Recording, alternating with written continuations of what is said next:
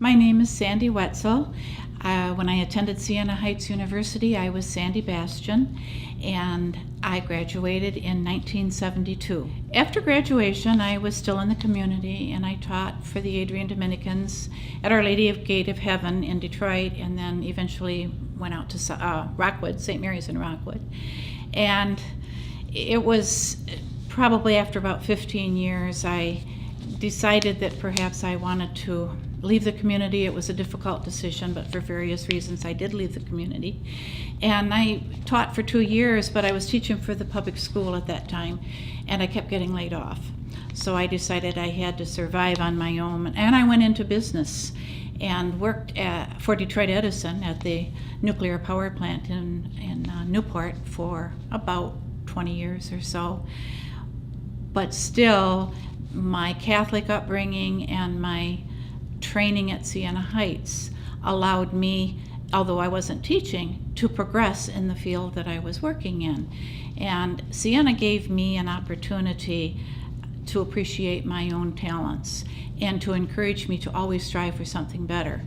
And I could see over the years that I worked for Fermi that was my challenge too, always to strive to the next level. So I can then retired, took a buyout from Detroit Edison, and decided I never really wanted to quit teaching in the first place, so I went back to subbing. And I went back to my old school in Rockwood, Michigan, and acted as a substitute teacher. And still am doing that. And what's really nice is now I am teaching the children of the students that I had at St. Mary's, and it's such a delight when they say, "Oh, you taught my dad? You taught my mom?"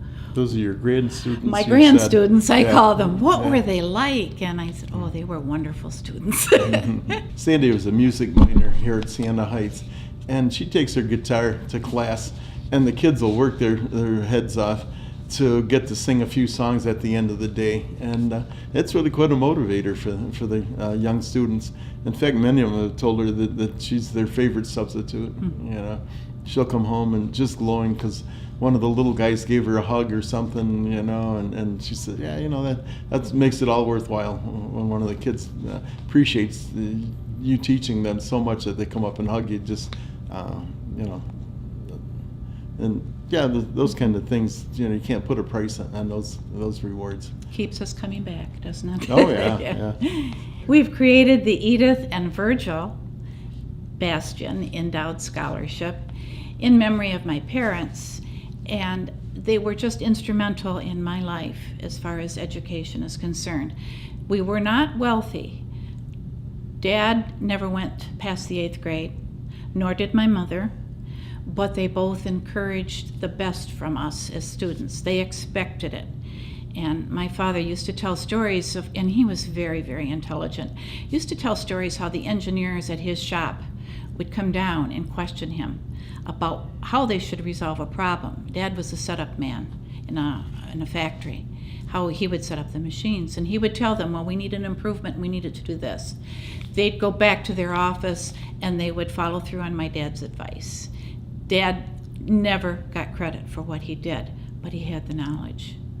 And he always said, my sister Judy and myself, he would tell us, get your education. I don't want you girls to have to go to a factory and work like I did. I want you to wear nice clothes and go off to an office and just have a nice, comfortable work situation. My mom was the Catholic in the family at the time, and she valued Catholic education. She didn't have any more than an 8th grade education either. When it came time for us to go to school, Dad wasn't making a whole lot of money. Mom went to work in a factory so that she could pay for our tuition, both in grade school and high school.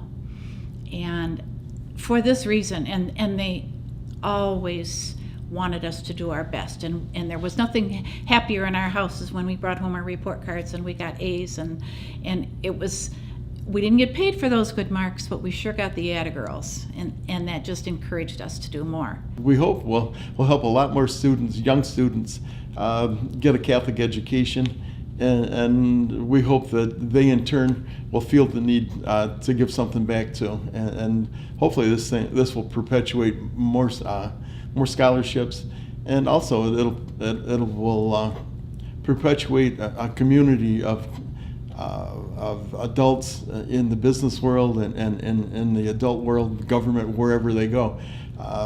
Students who have a Catholic education and have those values and have that temperament. And the world today is a dangerous place, and we need more people with the values that I gained at Madonna University and that Sandy gained at Siena Heights.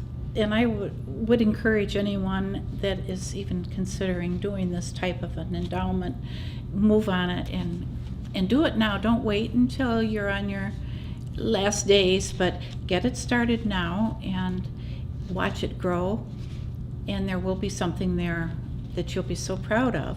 As little as $25,000 can provide $1,000 each year for a student, and if you got a company that matches 50%, then you're only talking $12,500, and you've provided $1,000 for a student every year in perpetuity. Indefinitely. A student will receive $1,000 that you made available.